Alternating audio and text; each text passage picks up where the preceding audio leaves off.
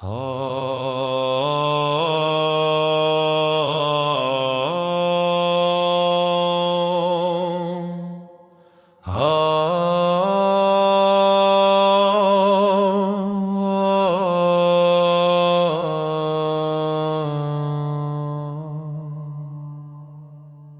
praise which hath dawned from thy most august self, and the glory which hath shone forth from thy most effulgent beauty rest upon thee, O thou who art the manifestation of grandeur, and the King of eternity, and the Lord of all who are in heaven and on earth.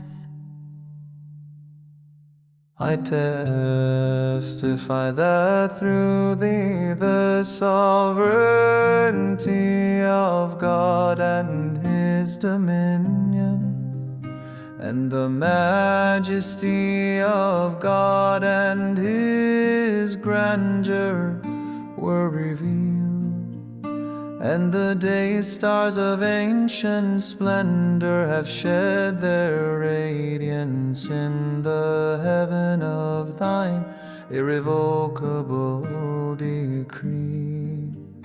And the beauty of the unseen hath shone forth above the horizon of creation.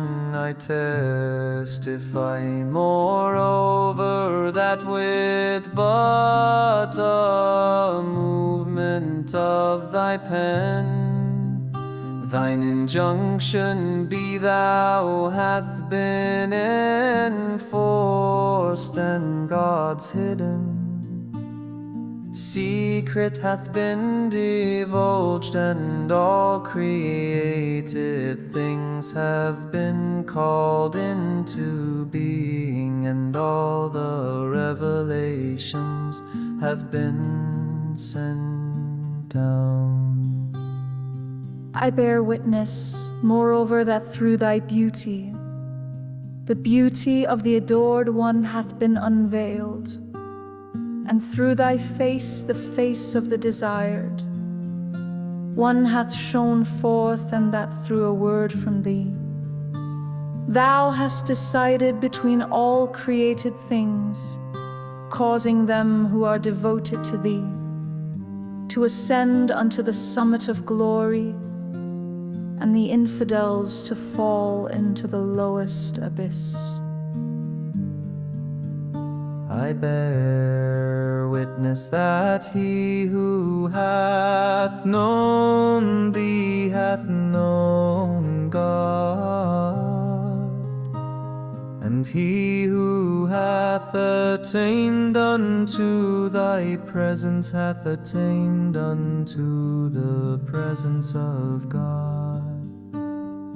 Great therefore is the blessedness of him who hath believed in thee and in thy signs, and hath humbled himself before thy sovereignty, and hath been honored with meeting thee, and hath attained the good pleasure of thy will, and circled around thee, and stood before thy throne. Woe betide him that hath transgressed against thee, and hath denied thee, and repudiated thy signs, and gainsaid thy sovereignty, and risen up against thee, and waxed proud before thy face, and hath disputed thy testimonies, and fled from thy rule and thy dominion, and been numbered with the infidels whose names have been inscribed by the fingers of thy behest upon thy holy tablets. Waft Then unto me, O my God and my beloved, from the right hand of thy mercy and thy loving kindness, the holy breaths of thy favors, that they may draw me away from myself and from the world unto the courts of thy nearness and thy presence potent art. Thou, to do what pleaseth thee, thou truly hast been supreme over all things. The remembrance of God and His praise, and the glory of God and His splendor rest upon thee, O thou who art His beauty. I bear witness that the eye of creation hath never gazed upon one wronged like thee. Thou wast immersed all the days of thy life beneath an ocean of tribulations. At one time thou wast in chains and fetters. At another thou wast threatened by the sword of thine enemies. Yet despite all this thou didst enjoin upon all men to observe what had been prescribed unto thee by Him who is the all-knowing, the all-wise.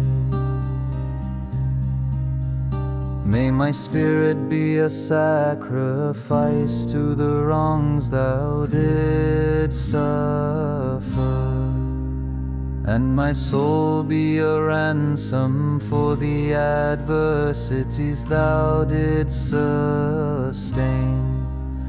I beseech God by thee and by them whose faces have been illumined with the splendors of the light of thy countenance, and who for love of thee have observed all whereunto they were bidden, to remove the veils that have come in between thee and thy creatures, and to supply me with the good of this world and the word to come away.